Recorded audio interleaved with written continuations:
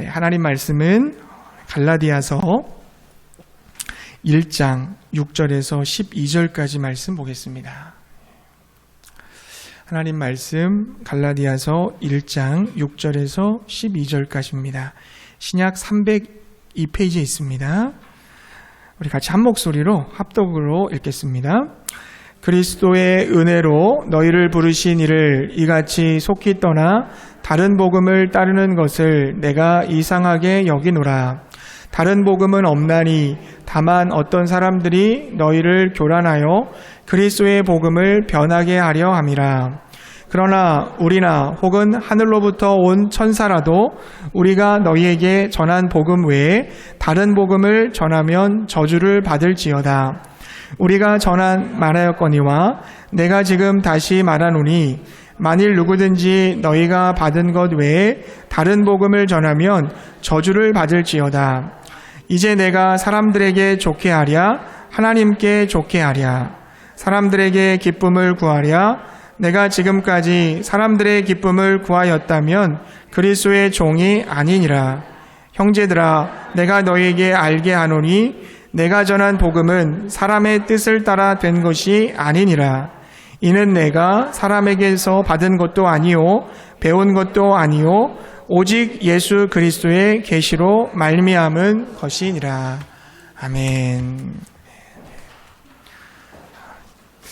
여러분 누군가에게 그 편지를 써보신 적이 있으십니까? 요즘은 편지를 쓰시는 분들이 많지 않죠. 그 대신에 이메일을 사용하는 것 같습니다. 여러분 이메일을 쓸 때 어떻게 시작을 하시죠?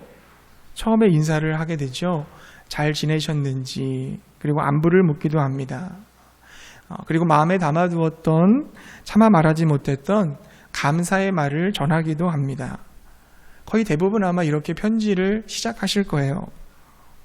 바울도 저와 여러분과 같은 형식을 따라서 편지를 쓰곤 했습니다. 그런데 오늘 바울은 좀 이상합니다. 무척이나 화가 나 보입니다.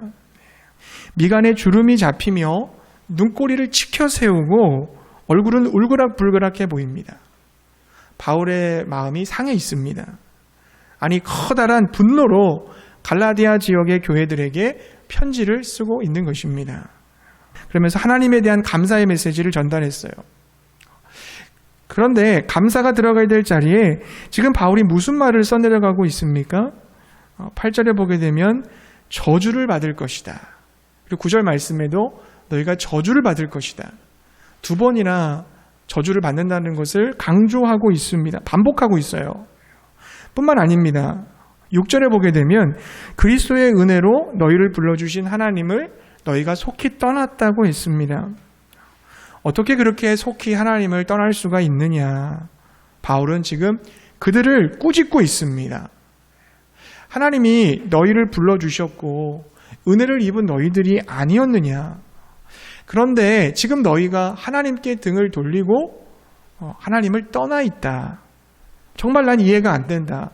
어떻게 너희들 그럴 수 있느냐? 바울은 그들을 향해서 호통을 치고 있는 것입니다. 바울은 1차 전도 여행 때 갈라디아 지역을 돌면서 거기서 복음을 전했습니다. 그런데 들리는 소식은 성도들이 바울이 전한 그 복음을 떠나버렸다는 것입니다. 도대체 어떻게 된 일일까요? 대체 갈라디아 교회에 무슨 일이 벌어진 것입니까? 본문을 자세히 좀 관찰해 보겠습니다. 1절에서 바울이 자신의 사도직을 수식하는 말을 여러분 좀 주의 있게 보시기 바랍니다. 우리 1절 말씀을 같이 한번 읽어볼게요. 갈라디아서 1장 1절 함께 읽겠습니다. 사람들에게서 난 것도 아니요 사람으로 말미암은 것도 아니요 오직 예수 그리스도와 그를 죽은 자 가운데서 살리신 하나님 아버지로 말미암아 사도된 바울은 아멘. 바울은 자신이 사도직분을 받은 것이 사람에게서 난 것도 사람을 통해서 된 것도 아니라고 합니다. 그럼 누구를 통해서 사도직분을 받았다는 거예요? 예수 그리스도와 하나님으로부터 사도가 되었다는 것입니다. 여기 보면 사람과 그리고 예수님과 하나님이 대치되고 있지요. 10절에도요. 내가 사람에게 좋게 하랴 하나님께 좋게 하랴. 사람과 하나님이 역시 대치되고 있습니다. 11절과 12절에서도요. 바울이 전한 복음은 사람의 뜻을 따라 된 것이 아니다. 사람에게서 받은 것도 아니고 배운 것도 아니다. 오직 예수 그리스도의 계시로 된 것이다.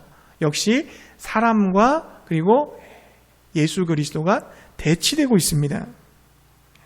6절에 보게 되면 갈라디아 교회에 바울이 전한 복음 말고 다른 복음을 가지고 온 사람이 있었던 것 같아요. 그들은 가만히 갈라디아 교회에 들어와서 그 바울의 복음을 왜곡시켰습니다. 굉장히 혼란스럽게 만들었던 것 같아요. 갈라디아 교회 성도들은 흔들렸고 그 복음에서 떠나게 되었습니다. 하나님으로부터 속히 떠났다고 그랬습니다. 다른 복음을 가지고 들어온 사람들의 특징이 뭘까요? 그들의 특징은 사람들의 말을 의지하는 것으로 보입니다. 사람의 말을 의지했다는 게 뭐예요? 아마도 힘이 있는 사람, 영향력 있는 그런 사람의 이름을 빙자했다는 것입니다. 예를 들면 이런 거겠죠. 야, 우리가 어디서 왔는지 알아? 우리는 예루살렘으로부터 왔어. 유대교가 탄생된 곳이야. 교회 중에 가장 핵심된 교회가 바로 예루살렘 교회야. 우리 거기서 왔어. 예루살렘 교회 세운 사람 누군지 알지? 베드로와 야고보와 요한. 12 제자들이야. 우리는 그런 사람들과 같이 있다 온 사람이야. 바울이 누구야? 바울은 예루살렘 교회에 와도 직접적인 연관이 없고 12 사도들 중에서 들지 않는 사람이야. 그러나 나는 예루살렘으로부터 왔고 그 12 사도와도 가까이 지냈던 사람이야. 그렇기 때문에 바울의 말보다는 내 말을 더 잘 들어야 돼. 내가 하는 말이 더 옳은 말이야. 내 말이 더 권위 있어. 바로 이 문제에 어떤 사람들은 인맥을 중시하면서 예루살렘의 12 사도와 가까이 지낸 것을 자랑하면서 성도들을 오도했던 것입니다. 여기에 대항해서 바울이 뭐라고 얘기해요? 아니다. 복음은 사람에게서 오는 것이 아니다. 하나님에게서 온 것이다. 나는 복음을 사람으로부터 받은 것이 아니라 하나님으로부터 받았다. 예수님으로부터 난 복음을 받았다. 복음을 나는 직접 경험했다. 그러니 갈라디아 성도들아, 그 사람들에게 속지 말아라. 정말 바울은 안타까운 마음으로 그렇게 외치고 있는 것입니다. 한 잡지에서 어떤 그 회사 CEO에 대한 글을 인상 깊게 읽은 적이 있어요. 우리나라의 대부분의 CEO들은 어떻게 됩니까? 그 골프를 치면서 건강의 방편이나 비즈니스 교제의 장으로 활용하고 있지 않습니까? 근데 그 기사의 주인공은 골프 대신에 매일 아침 산책을 한다고 그렇게 기록을 했습니다. 산행을 선택했다고 그래요.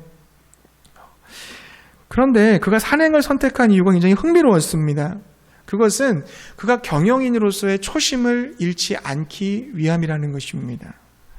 그는 산이야말로 그 사람 자신을 그대로 비춰주는 거울이라고 얘기했습니다.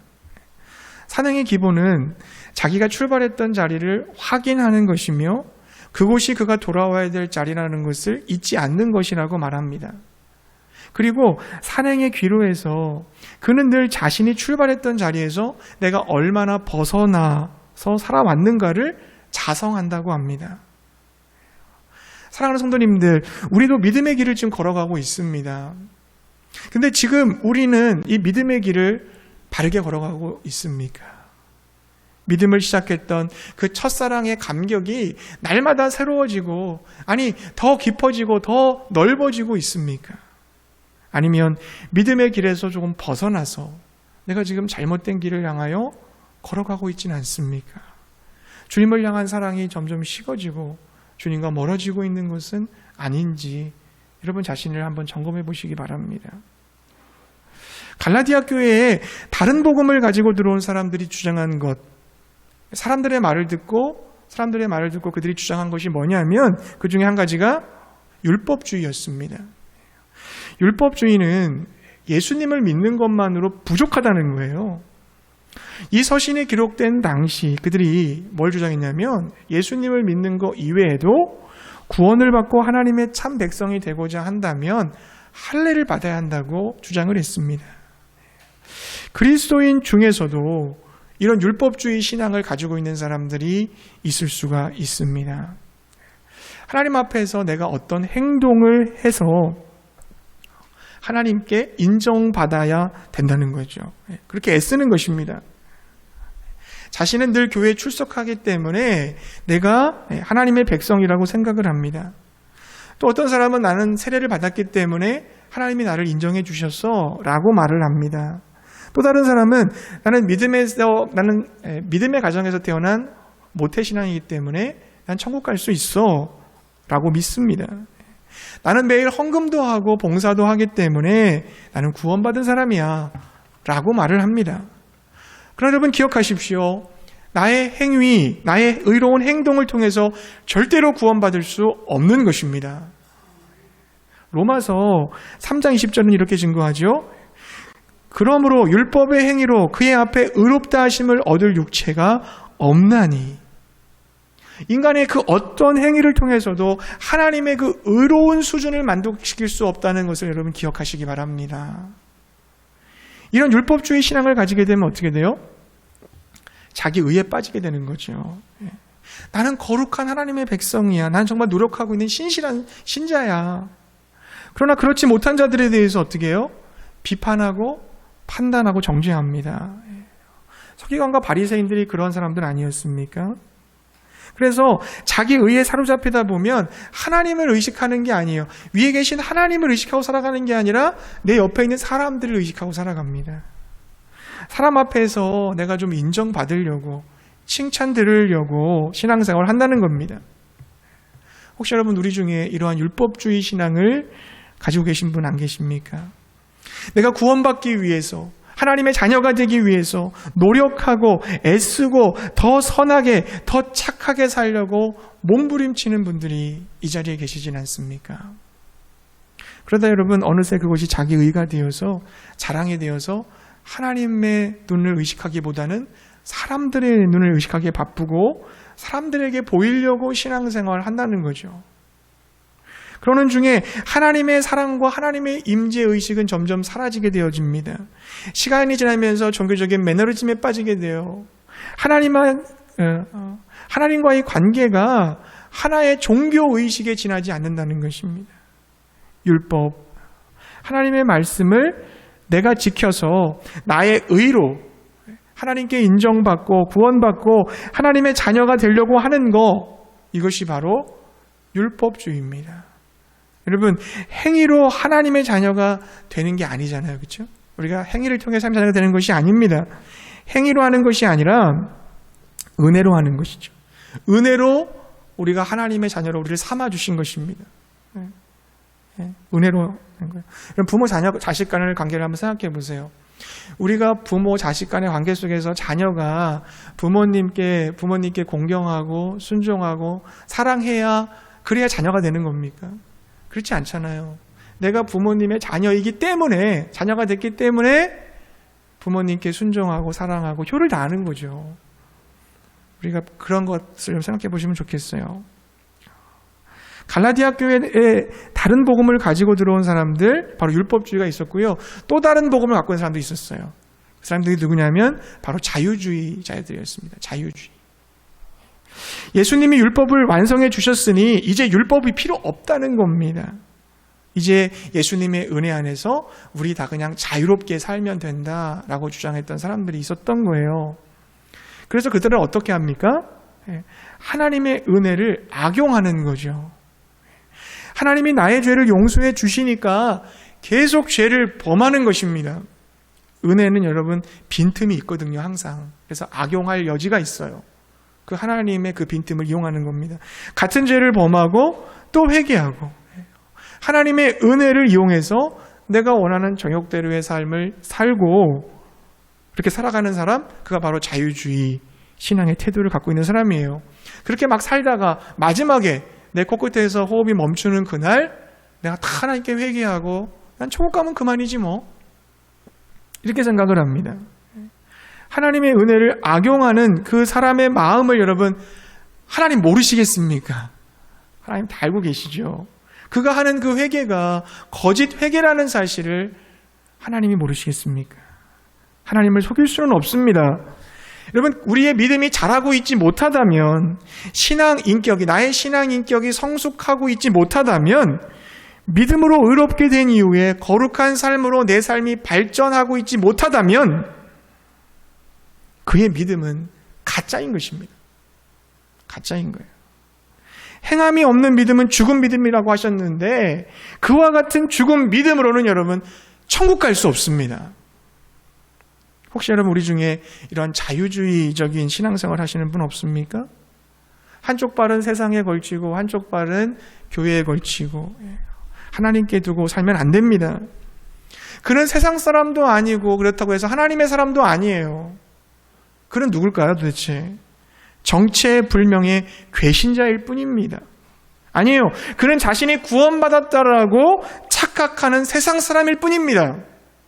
착각하는 세상 사람이에요. 예수님을 나를 죄를 용서해 주신 구원자로 믿는 것은 좋아요. 주님이 나를 죄를 용서해 주셨고 나를 구원해 주셨으니까 구원자는 아멘이고 믿어요. 근데 그 예수 그리스도께서 나의 삶을 이끌어 가시고 다스리시는 주님으로는 인정하고 싶지 않은 겁니다. 그렇게 믿고 싶지는 않은 거예요. 아직 구원받지 못한 사람입니다. 여러분 지금 빈 프로젝트까지 고장났잖아요. 제가 이거 알고 있었거든요. 주중에 알고 있었어요. 근데 그때 당시에 증상은 어땠냐면 꺼지진 않았어요. 키면은 그냥 쭉 있었어요. 근데 제가 갑자기 켜지긴 했었어요. 그래서 그냥 꺼지진 않으니까 그냥 이렇게 예배드리는 데는 지장이 없겠다 그래서 그냥 내비뒀어요. 근데 오늘 완전히 지가 꺼집니다. 왜 그랬을까요? 처음에 고장 났을 때 빨리 고쳐야 됩니다. 고치지 않고 놔두면 어떻게 돼요? 아예 못 쓰게 돼버릴 수 있는 거예요. 우리가 하나님과의 관계가 그래요. 주님께 죄를 범하고 나서 언젠가는 고치겠지. 언젠가는 내가 바꾸겠지. 새롭게 되겠지라고 얘기를 하면 못 고칩니다, 여러분. 점점 더 무너져요. 완전히 고장날 수도 있어요. 사랑하는 성도님들, 갈라디아 교회 성도님들처럼 나도 이 변질된 복음, 초심에서 벗어난 복음으로 살고 있는 것은 아닙니까? 자신을 점검해 보시기 바라요. 성령께서 우리들의 지금 신앙의 현 주소를 조명해 주실 수 있기를 바랍니다. 사람들의 소리에 귀 기울여서 복음의 본질에서 떠나버린 갈라디아 교회에 바울이 편지를 냈잖아요. 유명한 사람들, 유력한 사람들의 말에 휘둘린 그들에게 바울이 말합니다. 바울이 뭐라고 얘기해요? 우리 11절과 12절 말씀 한번 읽어보겠습니다. 1장 11절 12절 말씀 우리 함께 읽겠습니다. 시작. 형제들아,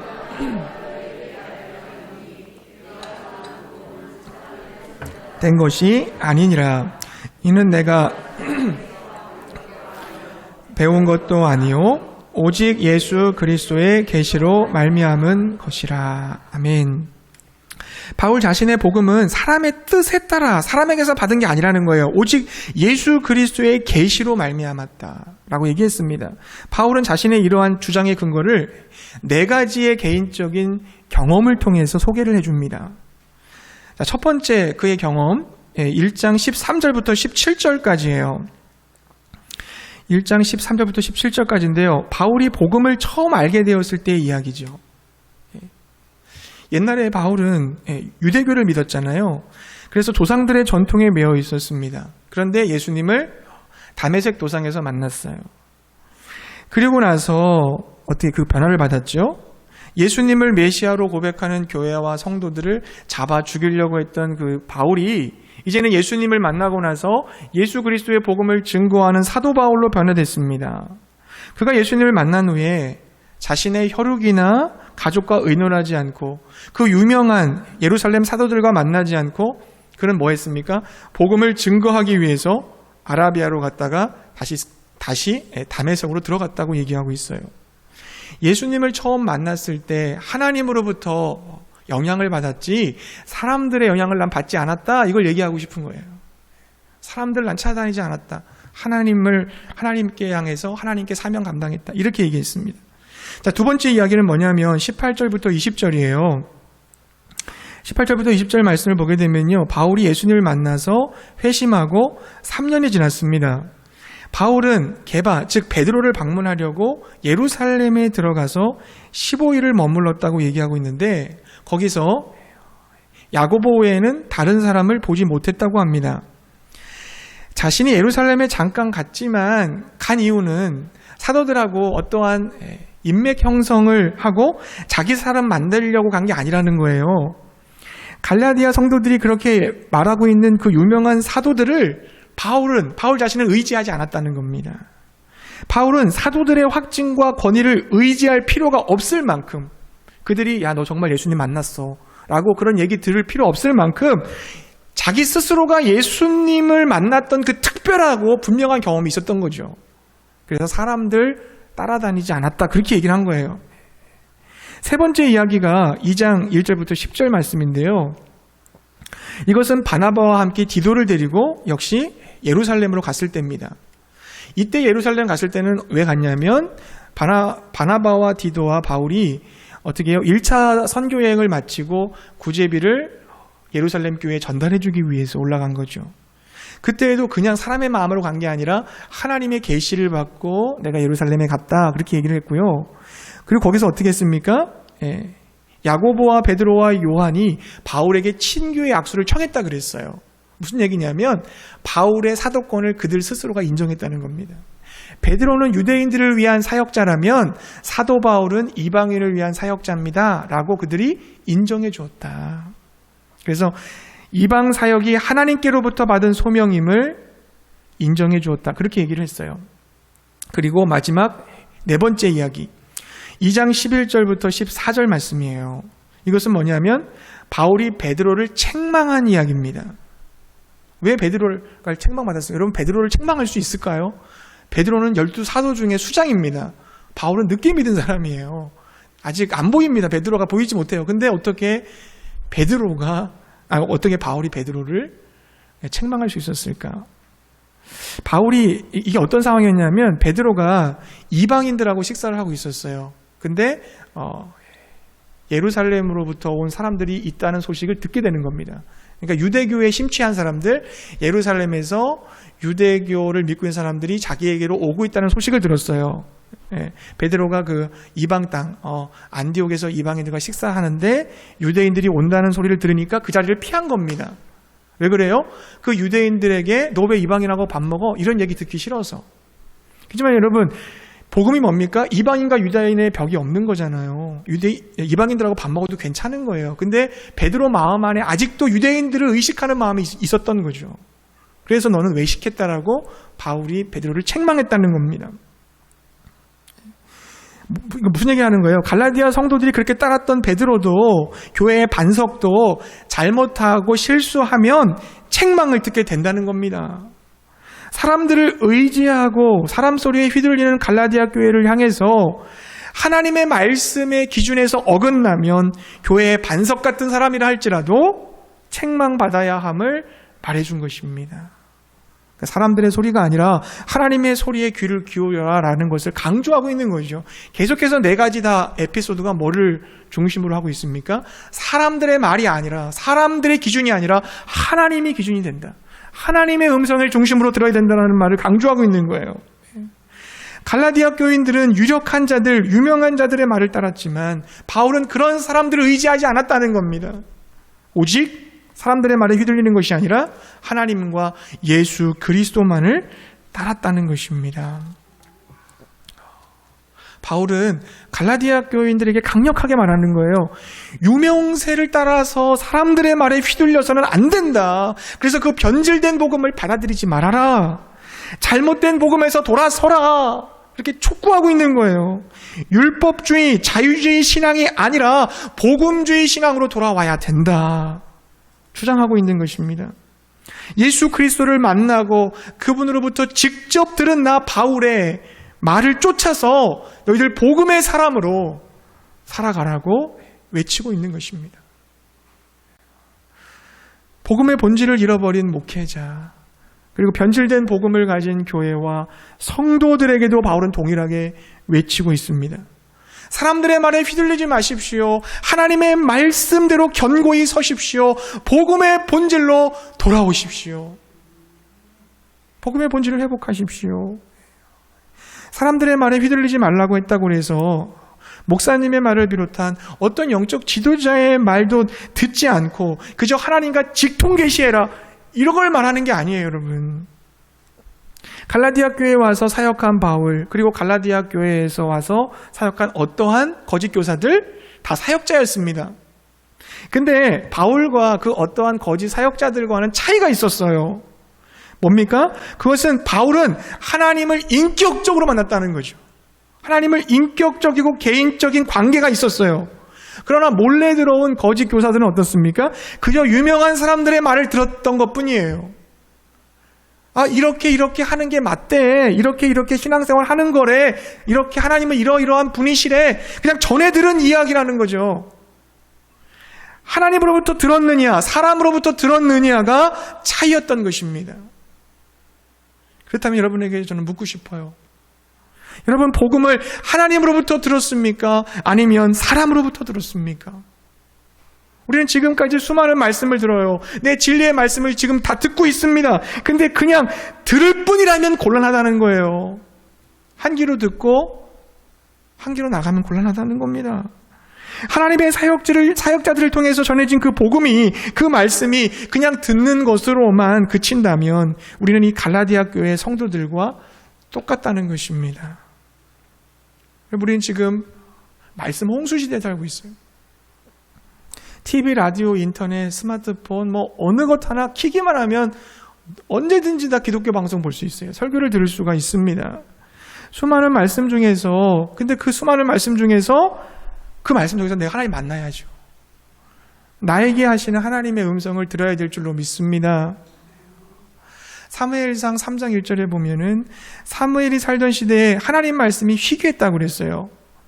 말씀이 희귀했다. 근데 그런 말씀이 가란 시대에 하나님의 말씀이 누구에게 임했습니까? 사무엘에게 임했다고 그랬습니다. 아무리 말씀의 홍수 시대이지만 사무엘처럼 하나님의 말씀이 여러분의 마음속에 울려 퍼져야 될 줄로 믿습니다. 하나님이 나에게 지금 말씀하시는구나. 이게 있어야 된다는 거죠. 가슴을 막 방망이질하고 내 죄에 대하여 너무 마음이 아파서 눈물이 나고 그리고 하나님의 은혜가 너무 커서 하나님의 사랑이 너무 놀라워서 하나님 앞에 막 감사와 찬양의 고백을 드릴 수 있어야 되는 거죠. 달라진 나의 신분, 내가 하나님의 자녀이구나, 내가 하나님의 백성이구나, 이 부르심 때문에 그 하나님의 영광을 위해서 기꺼이 내 자신을 드리는 것이죠. 정말 들은 말씀 속에서 인격적이신 하나님을 직접 만나야 되는 것입니다. 히브리서 4장 12절과 13절 말씀이 이렇게 돼 있어요.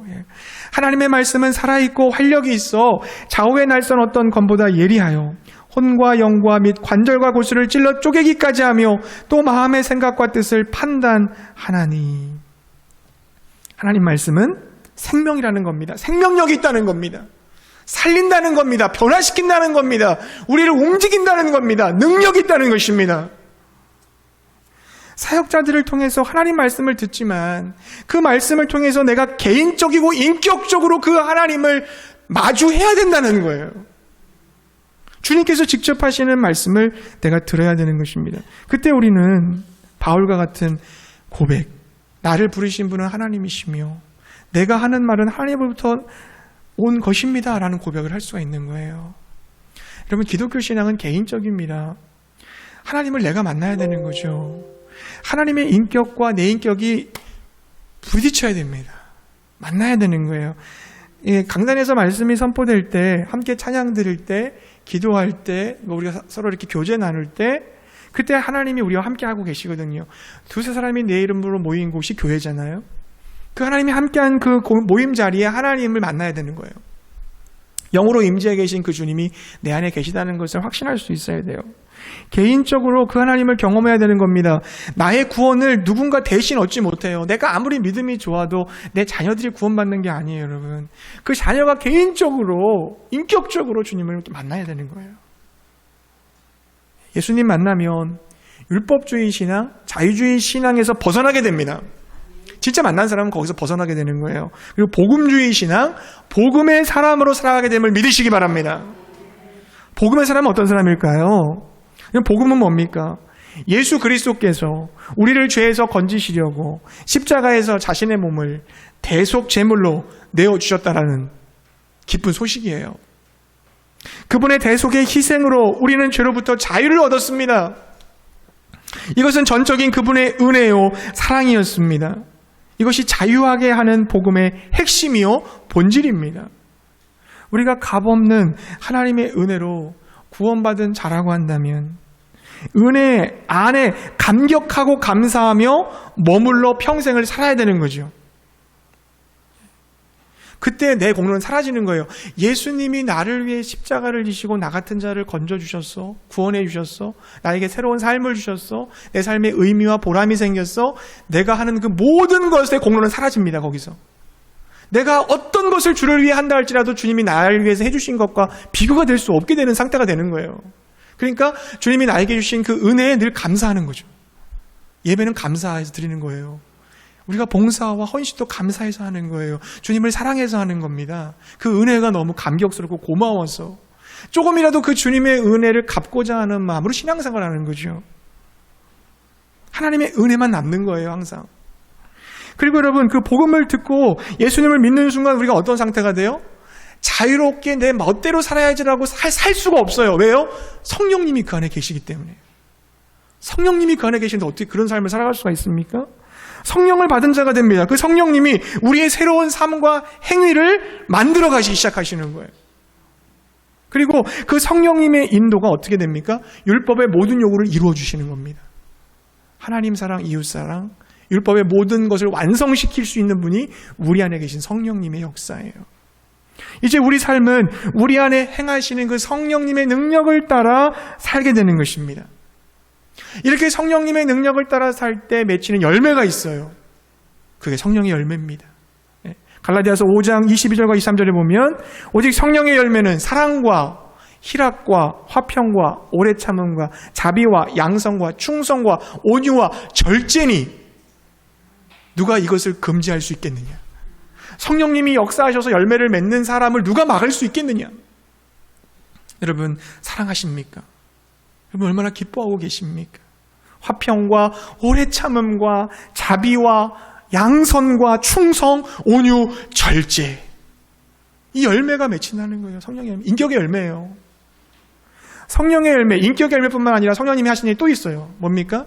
복음 전도의 열매. 전도의 열매입니다. 새 생명의 열매입니다. 오직 성령이 너에게 임하시면 너희가 권능을 받고 예루살렘과 온 유대와 사마리아 땅끝까지 이르러 내 증인이 되리라. 사도행전 1장 8절의 말씀이죠. 그러므로 복음의 사람은 성령님을 따라 살아가는 사람인 줄로 믿습니다. 그래서 열매를 맺는 거죠. 그러나 우리 안에 성령님을 따라 살아가지 못하도록 막는 존재가 있어요. 그 갈등이 있다는 말이죠. 그것이 바로 나의 옛사람입니다. 나의 옛 자아입니다. 우리 마음은 전쟁터야. 그러니까 옛사람, 죄악된 나의 본성을 따를 것이냐, 아니면 새 사람, 예수의 생명, 성령님을 따를 것이냐, 이 싸움이 여러분 안에서 항상 일어나게 돼 있어요. 근데 여러분, 이 싸움에서 승리하는 길은 뭡니까? 에베소서 말씀처럼 오직 성령의 충만함을 받으라. 성령의 충만을 받는 것입니다. 성령의 통제를 받고 성령님의 다스림을 받기 시작하는 거예요. 그래서 여러분, 우리 성령 충만 받기 위해서 뭐 하는 겁니까? 그래서 말씀 보는 거잖아요. 그래서 우리 기도하는 거잖아요. 그래서 모이는 거잖아요. 그래서 주님께 예배 드리는 거잖아요. 성령 충만해야 이길 수 있으니까요. 나의 행위로 구원받는 게 아닙니다. 오직 예수님의 은혜로 구원받고 내 마음대로 사는 것이 아닙니다. 성령을 따라 살아가는 사람입니다. 그가 바로 복음의 사람인 것을 믿으시기 바랍니다. 예수님께서 이렇게 말씀하셨어요. 나는 선한 목자라. 양은 나의 음성을 듣고 나를 따르느니라. 근데 양이 아니면 어떻게 한다고 그랬어요? 나의 음성을 듣지도 못하고 나를 따르지도 않는다고 그랬습니다. 그러면 그는 양이 아닌 거예요. 예수의 양이 아닌 거예요. 그러므로 여러분, 복음의 사람에게는 반드시 따라오는 게 있어요. 뭐예요? 간증입니다. 간증은 세 가지로 나눌 수 있어요. 내가 예수님 만나기 전에 난 어떤 사람이었나? 내가 그리고 예수님을 어떻게 만났나? 그리고 난 예수님 만난 다음에 어떻게 변화되어졌는가? 이게 있어야 된다는 거죠. 여러분, 예수님께서 말씀하셨죠. 내가 양으로 온 것은 생명을 얻고 더 풍성히 얻게 하려 함이로다. 여러분, 그 풍성한 생명을 누리고 계십니까? 예수님과 함께 예수의 생명이 내 안에 있다면 우리는 풍성한 생명을 누리며 살아야 돼요. 너무 행복하고 너무 기쁘고 너무 감사하고 문제가 많아도 일이 안 풀려도 고난이 있어도 내 안에 있는 그 평안을 빼앗을 자가 없는 겁니다. 너무 기쁘고 감사한 겁니다. 사람들을 용서하고 사랑하기 시작하는 겁니다. 복음을 증거하지 않고는 견딜 수 없게 되는 겁니다. 생명이 풍성해지는 거예요. 날로 하루하루 새로워지는 것입니다. 주님의 생명 안에서 자라가고 변화되는 거예요. 사랑하는 성도님들, 여러분에게 이런 날마다의 간증이 있습니까? 예수 그리스도를 만나서 내가 예수의 사람으로, 복음의 사람으로 살고 있다라고 하는 간증이 있으십니까? 예수님께서 혹시 이렇게 말씀하는 건 아닐까 모르겠어요. 볼지어다 내가 문 밖에 서서 두드리노니 누구든지 내 음성을 듣고 문을 열면 내가 그에게로 들어가 그와 더불어 먹고 그는 나와 더불어 먹으리라. 여러분, 이 말씀은요, 새 가족에게 한 말이 아니에요. 새 신자에게 한 말이 아니에요. 교회 처음 나왔으니까 예수님 한번 믿어보시죠. 이런 권면을 듣기 위해서 하신 말씀이 아니에요. 이미 예수님을 믿고 있는 교회에게 한 말씀입니다. 이미 열심히 신앙생활하고 있는 교회에게 하신 말씀이에요. 이게 무슨 말입니까? 너희들의 교회에 남았지만, 예수님 영접했다고 했지만 너희 뜻대로, 자기 생각대로, 자기 마음대로 살고 있다고 한다면 나 모신 거 아니야. 내가 너와 함께하고 있는 거 아니야. 그런 말씀 아닙니까? 사랑하는 성도님들, 예수님을 여러분 손님 취급하지 마시고 여러분의 마음의 주인과 왕으로 모셔드리시기 바랍니다. 그 예수님의 은혜와 사랑에 감격하며 그 은혜를 날마다 찬양하며 그리고 그 은혜에 보답하는 마음으로 성령님을 따라 살아가시기 바랍니다. 예수님을 인격적으로 깊이 만나시기 바라요. 그 주님을 날마다 새롭게 그 풍성한 생명 안으로 더 깊이 들어가시기 바랍니다.